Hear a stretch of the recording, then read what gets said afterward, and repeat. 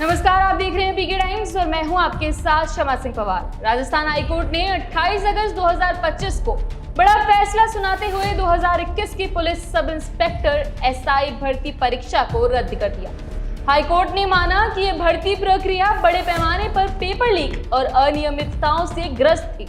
इस आदेश के बाद 859 पदों पर हुई नियुक्तियां निरस्त हो गई। अदालत के फैसले से हजारों युवाओं को न्याय की उम्मीद जगी। वहीं राजनीतिक हलकों में आरोप प्रत्यारोप का दौर तेज हो गया।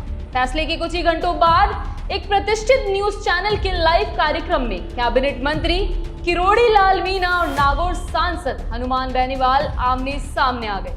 दोनों नेताओं ने एक दूसरे पर गंभीर आरोप लगाए। किरोड़ी मीणा ने खुलेआम हनुमान बेनीवाल को चोर लुटेरा बताते हुए दावा किया कि उन्होंने खुद अपने हाथों से बेनीवाल को पैसे दिए थे। यहां तक कि राज्यसभा चुनाव में भी बेनीवाल ने पैसे लिए थे। मीणा ने यह भी कहा कि एसआई भर्ती मामले में आरएलपी की महिला विंग अध्यक्ष स्पर्धा चौधरी की भूमिका रही है और बेनीवाल जाट युवाओं को गुमराह कर रहे हैं। वहीं हनुमान बेनीवाल ने भी पलटवार करने में देर नहीं लगाई।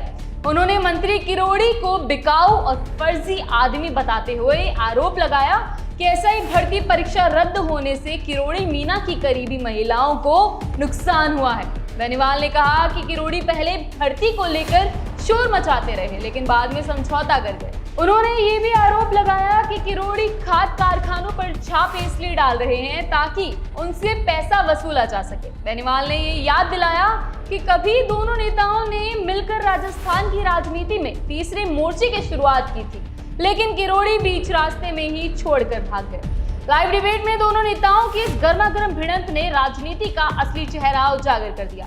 आरोप इतने व्यक्तिगत और गंभीर थे कि इससे साफ झलकता है कि पर्दे के पीछे नेता किस तरह की राजनीति करते हैं। खास बात यह है कि बेनीवाल 2019 में भाजपा के समर्थन से सांसद बने थे और 2024 में कांग्रेस के सहयोग से चुनाव जीते, लेकिन अब वे कांग्रेस की भी आलोचना कर रहे हैं। दूसरी ओर किरोड़ी मीणा भाजपा सरकार में मंत्री रहते हुए लगातार भ्रष्टाचार और पेपर लीक के खिलाफ मुखर रहे हैं। इस पूरी बहस ने राजस्थान की राजनीति को नई दिशा दे दी। एक तरफ युवाओं की उम्मीदें एसआई भर्ती दोबारा कराने और पारदर्शिता सुनिश्चित करने पर टिकी है, वहीं दूसरी तरफ नेताओं की आपसी दुश्मनी और सत्ता संघर्ष सुर्खियों में है।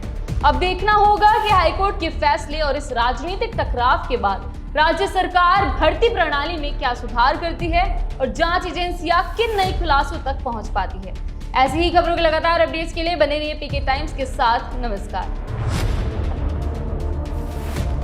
मरुधरा से खुद को जोड़ने के लिए सब्सक्राइब करें और बने रहें पीके टाइम्स के साथ।